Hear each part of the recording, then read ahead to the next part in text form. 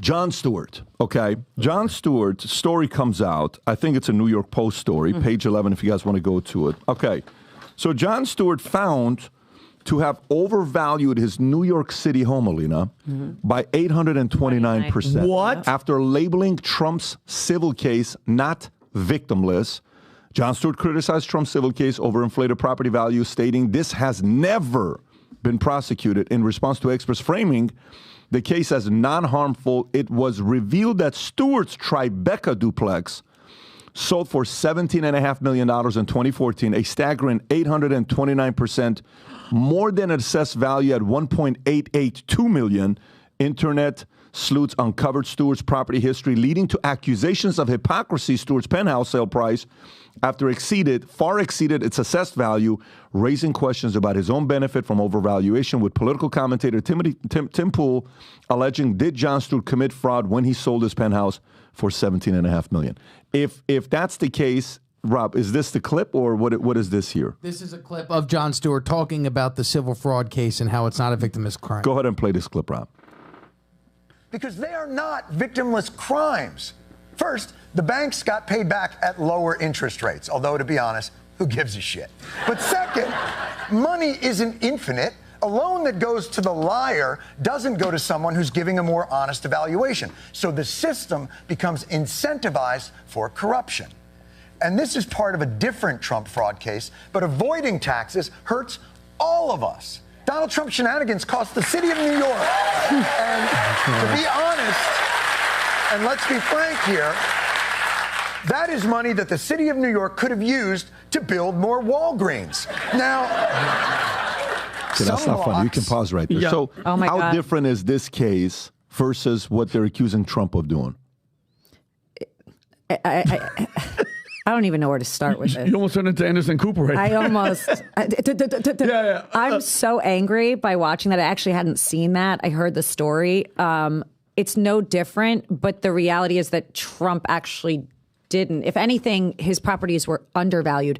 He put Doral at a couple, I don't even remember the numbers, but Doral's worth way more than it was on there. I mean, the statements were actually undervalued. And his statements were prepared by an accounting firm, not a small accounting firm, a major accounting firm, who put a cover sheet saying, do your own due diligence, folks, but this is what we estimate we're worth. Just like anybody in New York. It's like, okay, let's even say in some made up land, the numbers were high, which they weren't. Let's say that, okay? Then you got a sheet that says right on the front, excuse me, do your own due diligence. On top of that, who's President Trump going to? Deutsche Bank. He's right. You know what, Jon Stewart, the only thing that was right, you're right. He went to Deutsche Bank. He didn't go to a mom and pop. He went to one of the highest regulated banks to get loans that he actually didn't need. It was solely because of, mortgage. It's what you do. It's how you make money. It's better to have a mortgage sometimes when you don't need it. And they got paid off early. They made money. Okay. And who is the victim? Now, in his case, I want to see what they do with it. Is he going to be investigated for 3 years? Where are you, Tish? Yeah. Where are you at? Yeah. You're going to go after your own? No one is above the law. Yeah. Show me. Yep. Exactly. Show me. And by the way, we can help her. If Letitia James is watching. That clip should be used in her case against him. By the way, let me 100%. help you, Letitia. Yeah. You should play that video. I'm sure you'll be allowed to play videos. I'm not, but you will. Let's see it happen. Yeah. Let's see. No one is above the law. I can't, when I hear that, the hypocrisy in that statement, show me. 829% overvalue of his New York City home. And that's a personal profit. Why don't they use the same consumer statute against him like they used against Trump? Is Jon Stewart actually going to court for this? No. Not yet, but I'm happy to assist. Gotcha. No, not yet. No, this is just showing. Assessed was 1.88 or whatever the number, and it sold for 17 or 18 and a half. I think that They're saying was the number. Look. We're highlighting the hypocrisy. It's all hypocrisy. It's hypocrisy. It is, and again, let's double standard. You nailed it. And let's talk about Jon Stewart for a second. He's a shill for the left. Still, Trump derangement syndrome at the highest. He had to come out of retirement just to talk shit about Trump for this year, for election year, because nobody was watching The Daily Show. Wait. Nobody. Let's be honest. Nobody watches it. Nobody Period. And that victim that you're talking about, I mean, don't get me wrong. I hadn't even seen that. I don't watch none of that crap. But that victim, remember the victim list?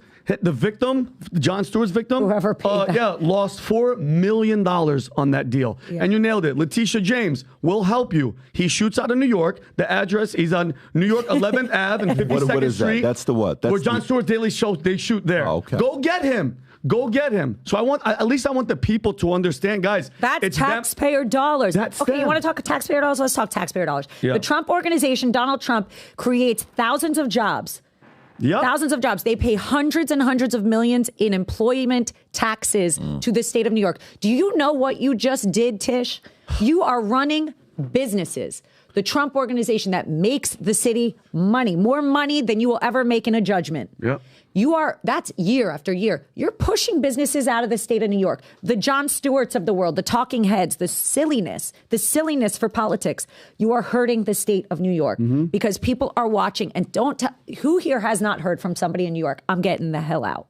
Everybody, the majority of the people that I've talked about, except for the ones that are in their little bubble that, like Robert De Niro, who when they asked him, like, hey, what's up with this crime, the National Guard? He's like, yeah, I don't see it yet because you're guarded. Your driver's you're driving guarded with people with guns. Yeah. So you don't see it. But again, and I've been saying this for a while, Alina, until it spreads and it starts hitting them, like with anything, with the open border, until one of their kids, God forbid, something happens with their kids or their family where an illegal does something to them, then their tune stays the same. But wait until it starts happening to them. No, but even when that happens, they'll somehow blame Trump. Oh, for That's sure. what they do. They'll say that, well, Trump didn't finish building the wall. Yeah, well, why didn't he finish building the wall? Yeah. Because you wanted to mess around with an election, bring in millions and millions and millions of people illegally so that now let's give them all voting rights and let's give them 10 grand. Oh, yeah. Guess what? I just went overseas last week. I came in and I go, oh, wait a minute. I have to give my passport to customs? Why? Yeah. That's what I said. Yeah. I go, why? And are you going to give me a credit card for 10 grand? I'd like one. Please. And a phone. And a phone. And I would like somebody to get kicked out of a hotel in New York so that I can stay for free.